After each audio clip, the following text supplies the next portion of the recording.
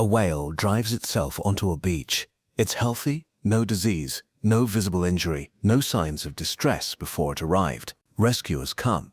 They work for hours in the water, pushing it back, coaxing it away from the shore. It swims away. The rescuers watch from the shore, exhausted, relieved. And then, within minutes, sometimes within seconds, the whale turns around and it beaches itself again, in the same place.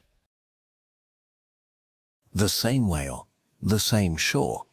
The rescuers are still there, still watching, and this time they begin to understand. Something is pulling this animal back that has nothing to do with confusion, nothing to do with poor navigation, and nothing they can address by pushing harder. This happens. It is documented across multiple species and multiple continents.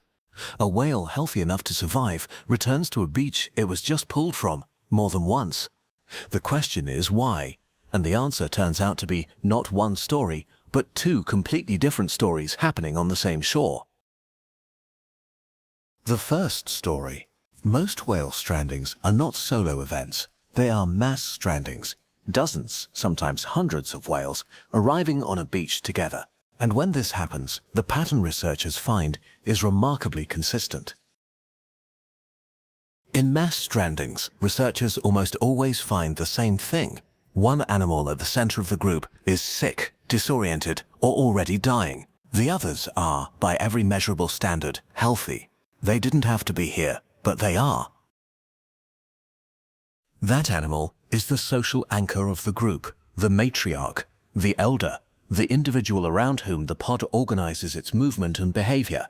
And when it begins to beach, when its navigation fails, when its body turns toward shore, the others follow, not reluctantly, immediately. Not because they don't know better, not because their navigation has failed, but because the social bond is that strong, and leaving a distressed pod member is not something their biology has a mechanism for. Pilot whales, one of the species most frequently involved in mass strandings, live in tightly bonded matrilineal groups. They spend their entire lives with the same individuals. The social distress call of a sick or dying whale is one of the most powerful signals in cetacean communication.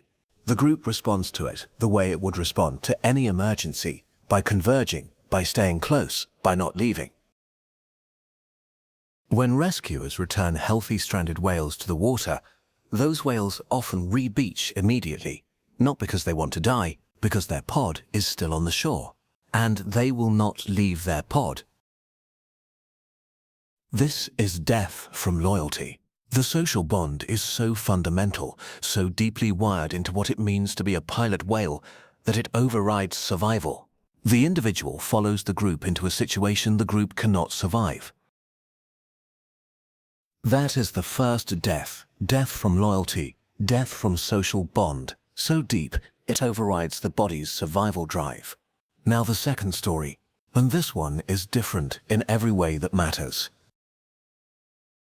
Solo strandings. A single whale, no pod nearby, no apparent illness that can explain the behavior, are a separate phenomenon entirely. And for decades, researchers had no satisfying explanation for why they happened at all. Whales navigate using echolocation, a biological sonar system of extraordinary precision. They emit sound, listen for the return, and build a three-dimensional map of everything around them. It is the most sophisticated navigation system of any animal on Earth. Whales use it to find prey in total darkness, to communicate across thousands of kilometers, to know precisely where they are in an ocean with no landmarks.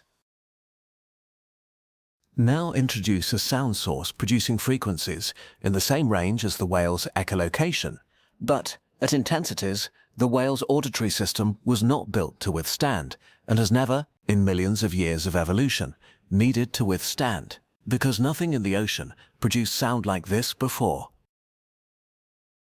Military sonar, specifically mid-frequency active sonar used for submarine detection, operates in the range of 1 to 10 kHz. A range chosen precisely because sound travels far and bounces well at those frequencies in seawater. Cetacean echolocation operates in the same range for the same reasons.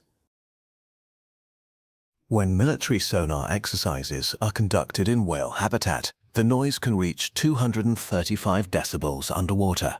A sound that loud, at that frequency, causes hemorrhaging in the ears and brain tissue of whales.